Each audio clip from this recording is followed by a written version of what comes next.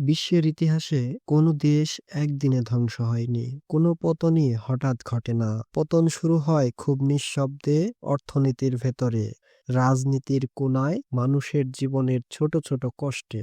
আজ আমরা এমন কিছু দেশের কথা বলবো যেগুলো এখনো মানচিত্রে শক্ত দেখায়, কিন্তু ভেতরে ভেতরে আগামী 10 বছরে গুরুতর ঝুঁকির মুখে দাঁড়িয়ে আছে তারা।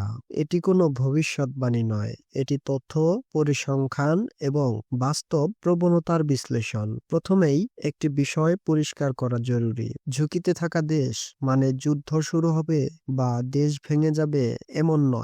ঝুঁকি মানে হলো এমন এক অবস্থান যেখান থেকে একটি দেশ সহজেই পিছিয়ে পড়তে পারে, নাগরিকদের জীবনমান নষ্ট হতে পারে এবং রাষ্ট্রীয় সিদ্ধান্তের উপর নিয়ন্ত্রণ দুর্বল হয়ে যেতে পারে। এই ঝুঁকি তৈরি হয় 5টি জায়গা থেকে: অর্থনীতি, রাজনীতি, ঋণ, জনসংখ্যা ও জলবায়ু। এই বাস্তবতার প্রথম উদাহরণ হিসেবে আসে আর্জেন্টিনার নাম। আর্জেন্টিনা এক সময় ছিল ল্যাটিন আমেরিকার অন্যতম শক্তিশালী অর্থনীতি, কিন্তু বছরের পর বছর অতিরিক্ত ঋণ, মুদ্রাস্ফীতি এবং রাজনৈতিক অস্থিরতা দেশটিকে এমন অবস্থায় নিয়ে গেছে যেখানে সাধারণ মানুষের সঞ্চয় রাতারাতি মূল্যহীন হয়ে যায়। ব্যাংকে টাকা থাকলেও মানুষ তা তুলতে পারে না। মুদ্রার মান পড়ে গেলে আমদানি ব্যয় বেড়ে যায়, আর তখন রাষ্ট্র ধীরে ধীরে তার অর্থনৈতিক স্বাধীনতা হারাতে শুরু করে। এই চিত্র শুধু আর্জেন্টিনার নয়, এটি দেখায় অর্থনৈতিক ঝুঁকি কেমন নীরবে রাষ্ট্রকে দুর্বল করে। এরপর আসে লেবানন। লেবানন আজ একটি জীবন্ত উদাহরণ, যেখানে রাষ্ট্র আছে, সরকার আছে, কিন্তু সাধারণ মানুষের জীবনে স্থিতিশীলতা নেই। ব্যাংকিং ব্যবস্থা ভেঙে পড়েছে, মুদ্রার মান কয়েক বছরের মধ্যে ভয়াবহভাবে পড়ে গেছে। রাজনৈতিক বিভক্তি এত গভীর যে রাষ্ট্র কার্যত সিদ্ধান্তহীনতায় ভুগছে। লেবাননের সবচেয়ে বড় সমস্যা হলো মানুষ রাষ্ট্রের উপর বিশ্বাস হারিয়েছে।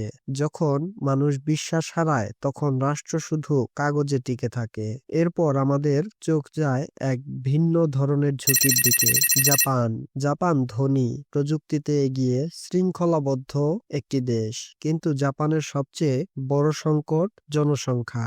দেশটির জন্মহার ভয়াবহভাবে কমে গেছে, কর্মক্ষম মানুষের সংখ্যা কমছে আর বৃদ্ধ মানুষের সংখ্যা বাড়ছে। এর মানে হলো অর্থনীতি চালানোর মতো শ্রমিক কমবে, কর প্রদানকারী কমবে, কিন্তু রাষ্ট্রের ব্যয় বাড়তেই থাকবে। এই সমস্যা আজ নয়, আগামী 10 বছরে জাপানের অর্থনৈতিক গতি এই কারণেই বড় চাপে পড়তে পারে। এখন আসা যাক এমন এক অঞ্চল যেখানে ঝুঁকি শুধু অর্থনীতির নয়, জীবনেরও। ইথিওপিয়া। ইথিওপিয়া আফ্রিকার দ্রুত বর্ধনশীল দেশগুলোর একটি, কিন্তু দেশটির অর্থনীতি এখনো বড় অংশে কৃষি নির্ভর। জলবায়ু পরিবর্তনের প্রভাবে খরা বাড়ছে, খাদ্য উৎপাদন অনিশ্চিত হচ্ছে, পানির সংকট তৈরি হচ্ছে। যখন একটি দেশের খাদ্য নিরাপত্তা দুর্বল হয় তখন রাজনৈতিক স্থিতিশীলতাও হুমকির মুখে পড়ে। এই ধরনের ঝুঁকি সবচেয়ে ভয়ঙ্কর, কারণ এটি মানবিক বিপর্যয়ের মধ্যে রূপ নেয়। এবার আসা যাক এমন এক দেশে যেটিকে অনেকে ভবিষ্যতের সুপার পাওয়ার বলে, ভারত। ভারতের অর্থনীতি বাড়ছে, অবকাঠামো উন্নয়ন হচ্ছে, কিন্তু এর ভেতরে আছে বিশাল চাপ। জনসংখ্যা দ্রুত বাড়ছে, কর্মসংস্থানের চাহিদা বিশাল, শিক্ষা ও স্বাস্থ্য ব্যবস্থায় বৈষম্য এখনো রয়ে গেছে। ভারত ঝুঁকিতে আছে বললে ভুল হবে, তবে ভারত এমন এক মোড়ে দাঁড়িয়ে যেখানে ভুল সিদ্ধান্ত দেশটিকে পিছিয়ে দিতে পারে। বড় দেশ মানেই নিরাপদ, এই ধারণা ইতিহাস বহুবার ভুল প্রমাণ করেছে। এছাড়াও আছে আরো কিছু দেশ যেগুলো ঋণ, সংঘাত বা রাজনৈতিক দুর্বলতার কারণে আগামী দশকে বড় চাপে পড়তে পারে। পাকিস্তান, যেখানে ঋণ ও বৈদেশিক চাপ প্রবল। ভেনিজুয়েলা, যেখানে অর্থনীতি প্রায় ভেঙে পড়েছে।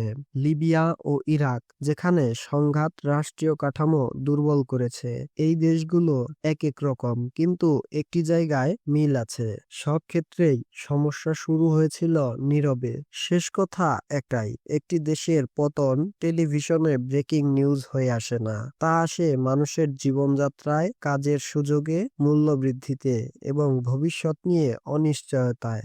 আজ যে দেশগুলো ঝুঁকিতে অতীতে সেগুলো আমাদের শুধু দেখার বিষয় নয়, শেখার বিষয়। কারণ ইতিহাস বলে যে ভুল অন্যরা করেছে তা বুঝে নেওয়াই বুদ্ধিমানের কাজ।